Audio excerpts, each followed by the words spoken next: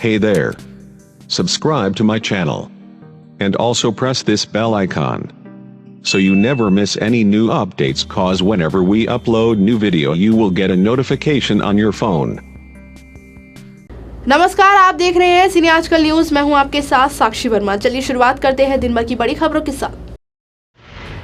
कौशल मिश्र की खबर के अनुसार भोजपुर जिले के नवादा थाना क्षेत्र के धोबी घाट के पेट्रोल पंप के पास सड़क हादसे में बाइक सवार एक युवक की मौके पर ही मौत हो गई, जबकि 2 लोग बुरी तरह से जख्मी हो गए।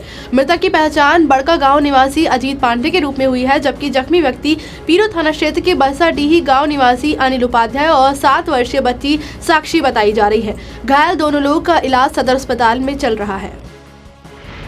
कौशल मिश्र की खबर के मुताबिक भोजपुर जिले के चरपोखरी थाना क्षेत्र के मदरिया में करंट लगने से दंपत्ति की मौत होने के बाद ग्रामीणों ने चरपोखरी के पसौर थाना के पास सड़क जाम कर दिया। इस दौरान आरा सासाराम मार्ग पर आवागमन ठप हो गया। आक्रोशित ग्रामीण गुरुवार की सुबह से ही शव के साथ सड़क जाम कर मृतक दंपत्ति के परिजनों को तत्काल मुआवजा दिलाने की मांग कर रहे थे। बीजेपी के अध्यक्ष अमित शाह ने आज नई दिल्ली में पार्टी मुख्यालय में प्रेस कॉन्फ्रेंस को संबोधित किया। अमित शाह ने कहा कि 16 सितंबर को पूर्व प्रधानमंत्री और दिग्गज नेता अटल बिहारी वाजपेयी की मासिक पुण्यतिथि होगी। इस मौके पर बीजेपी की सभी इकाइयों द्वारा काव्यांजलि दी जाएगी। इस दौरान देश के 4000 स्थानों पर इस कार्यक्रम का आयोजन होगा, जिसमें अटल बिहारी वाजपेयी की कविताओं की रिकॉर्डिंग को जारी किया जाएगा। इसके अलावा कवि सम्मेलन के जरिए अटल बिहारी वाजपेयी को श्रद्धांजलि दी जाएगी।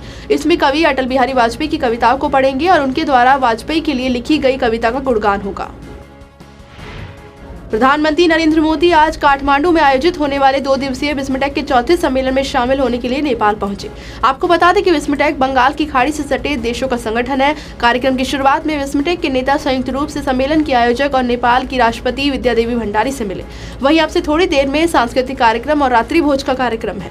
कल सदस्य देशों के नेताओं की मुलाकातें और बैठकें होंगी और दोपहर बाद विस्मटेक का समापन सत्र होगा। सम्मेलन के बाद संयुक्त घोषणा पत्र भी जारी किया जाएगा। राफेल डील को लेकर बीजेपी और कांग्रेस की तनातनी के बीच बीजेपी अध्यक्ष अमित शाह ने कांग्रेस अध्यक्ष राहुल गांधी पर जमकर हमला बोलते हुए कहा कि देश का IQ आपसे ज्यादा है।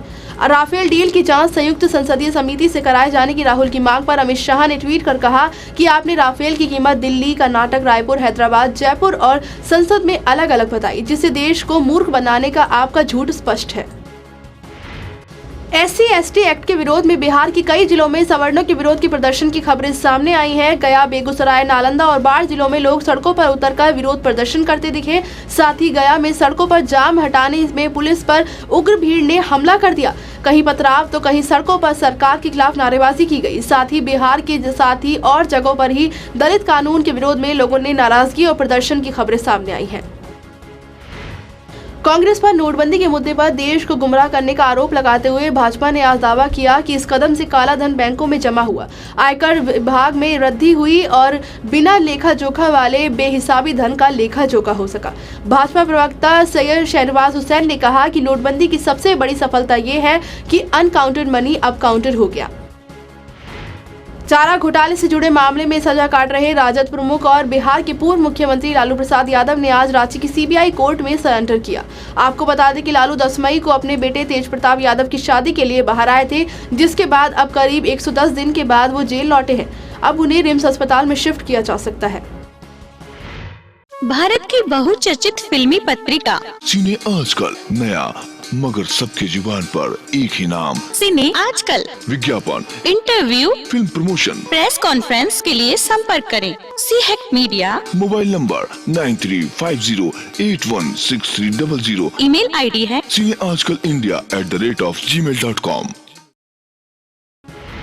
मद्रास हाई कोर्ट ने NHAI को एक सख्त संदेश देते हुए कहा है कि उसे अपने सभी टोल प्लाजा पर VIP और मौजूदा जजों के लिए एक अलग से एक्सक्लूसिव लेन बनानी चाहिए।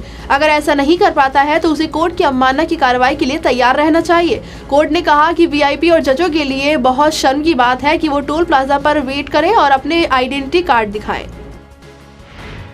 आगामी लोकसभा चुनाव को लेकर बिहार में एनडीए के घटक दलों के बीच सीट शेयरिंग का फॉर्मूला तय हो गया है। सूत्रों से मिली जानकारी के मुताबिक बिहार में बीजेपी 20 सीटों पर चुनाव लड़ेगी, वहीं जेडीयू के खाते में 12 सीटें और रामविलास पासवान की नेतृत्व वाली लोजपा को 5 सीटें दी जाएगी। उधर हाल ही में खीर पॉलिटिक्स के सहारे एनडीए के दबाव बनाने वाली केंद्रीय राज्य मंत्री उपेंद्र कुशवाहा की आरएलसीपी पार्टी अगर एनडीए के साथ रहती है तो उसके खाते में 2 सीटें दी जा सकती है।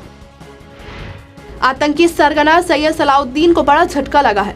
जांच एजेंसी एनआईए ने आतंकी फंडिंग के मामले में हिजबुल चीफ के बेटे शकील अहमद को श्रीनगर से गिरफ्तार कर लिया है।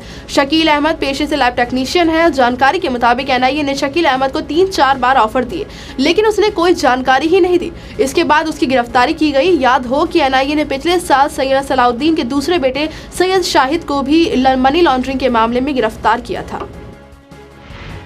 आजकल लोगों की जिंदगी का अहम बन चुके व्हाट्सएप पर हजारों ग्रुप चल रहे हैं। लोग इन्हीं व्हाट्सएप ग्रुपों के जरिए अपने दोस्तों से बातचीत करते हैं। इन्हीं ग्रुपों को लेकर नोएडा में एक चौंकाने वाला मामला सामने आया है। यहाँ व्हाट्सएप ग्रुप के एडमिन ने एक युवक को ग्रुप से निकाल दिया। इससे युवक इतना ज्यादा नाराज हुआ कि उसने जाकर एडमिन पर पिस्तौल तान दी। इसके बाद लोगों ने उसकी जमकर पिटाई की। माओवादियों के साथ संबंधों के आरोप में गिरफ्तार 3 वामपंथी कार्यकर्ताओं को सुप्रीम कोर्ट के निर्देश पर पुणे पुलिस ने उनके घर वापस भेज दिया है। मामले के जांच अधिकारी पुणे के सहायक पुलिस आयुक्त शिवाजी पवार ने कहा कि तीनों संदिग्धों को कल देर रात उनके शहरों में भेजने का इंतजाम किया गया। तीनों अपने घर पहुंच गए हैं। उन्होंने कहा कि तीनों कार्यकर्ताओं को नजरबंद रखा जाएगा। दिल्ली से सटे हरियाणा के गुरुग्राम जिले में एक ही परिवार के 4 लोगों की बेरहमी से हत्या कर दी गई। मरने वालों में एक 1.25 महीने की मासूम बच्ची भी शामिल है। अभी कत्ल की वजह साफ नहीं है। पुलिस पूरे मामले की छानबीन कर रही है। खबरों के मुताबिक कपड़ा कारोबारी मनीष के घर सुबह जब दूध वाले को गेट नहीं खोलने पर पड़ोसी को शक हुआ, तब उसने जैसे तैसे पड़ोसी मनीष के घर में शामिल हुए तो देखा कि दिल दहलाने वाला मंजर था।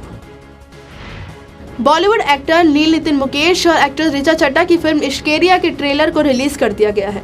फिल्म में ऋचा चड्ढा कुहू नाम की लड़की की भूमिका निभा रही है। वहीं नील नितिन मुकेश ने राघव नाम की लड़की की भूमिका में नजर आएंगे। आपको बता दें कि इस फिल्म की शूटिंग 2014 में ही शुरू हो गई थी और फाइनली अब इसे रिलीज किया जा रहा है।